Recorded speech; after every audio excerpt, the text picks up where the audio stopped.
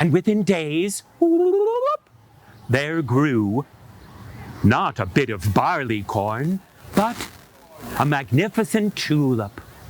And when it opened, and if you turn your hand into a tulip, and you can, you may open it up, and there the woman found a perfectly formed young woman. But hold up your thumb, for that was the size of this tiny woman, just as big as your thumb. Well, the woman cherished her and cradled her, and at once she made her a place to be comfortable. She took a walnut shell and filled it with violets and rose petals. She put it in a basin of water, and there, I'm going to call you Thumbelina. You can rest. And indeed she did. She has to get used to the idea of marrying my son. I'd best keep her safe to us so she doesn't run off. And thus, they put the little walnut shell containing Thumbelina on a lily pad leaf. And if you were to turn your two hands into the walnut shell on the leaf, you would know how best it was.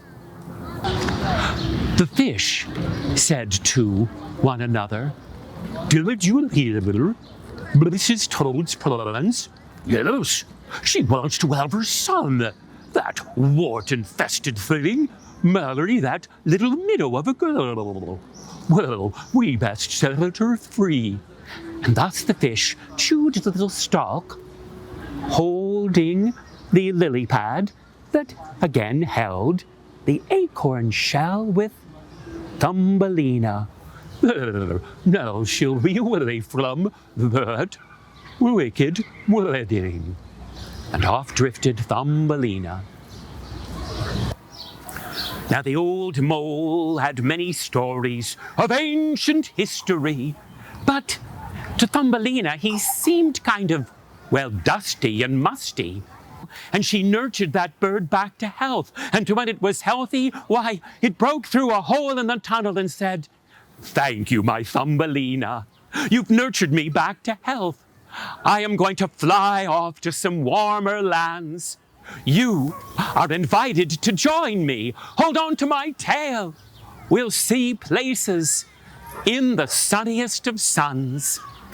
He walked right over to Thumbelina, unabashed, and doffed a golden crown and said, "Never in my life have I seen one as exquisite and lovely as you. My heart calls.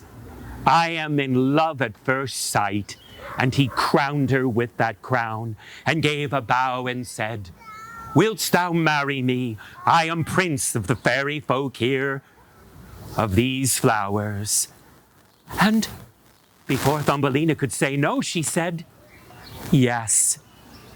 And they arranged not only for a glorious wedding, all the kind of fairy folk appeared, but as a wedding gift, they gave Thumbelina her own set of wings. If you were to cross your hands, you could make your own set as well. Little Rabbit looked up and around and said, "Whoa! I see a pond and trees and flowers. I don't want to take a nap." But Mama, she'll say no. I know. I'll go out all by myself. I won't tell Mama. And Little Rabbit, jumped out of the rabbit hole. And Little Rabbit saw and heard clattering sharp white teeth. "I know you. Grandfather Frog and Grandmother Willow Tree told me of you. You're Fox. Yes. And the surprise is, I'm going to eat you up." No! Everyone make your little rabbit go, "Run, run, run, run, run, run, run, run, run, run, run, run, run, run, run, run." But turn your hand into the fox and go, "Arg, arg, arg." Say, "Run, run, run." Arg, arg, arg. Run, run, run. Arg, arg, arg. Run, run. Frog and Tree cried, "Jump, build into the rabbit hole." And the little rabbit jumped up, up, up, up, up, up, up, up, and went down, down, down, down, down. Everyone please say swish. Little rabbit got into the rabbit hole, but guess who else is trying to get in? Fox. Arg, arg, arg, arg, arg, put your fox up and go arg, arg, arg, arg, and now say bonk. Ow!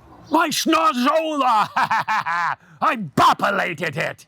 Alas, I'm too big to fit into the rabbit hole. And Fox had to trot away. Little rabbit, where were you?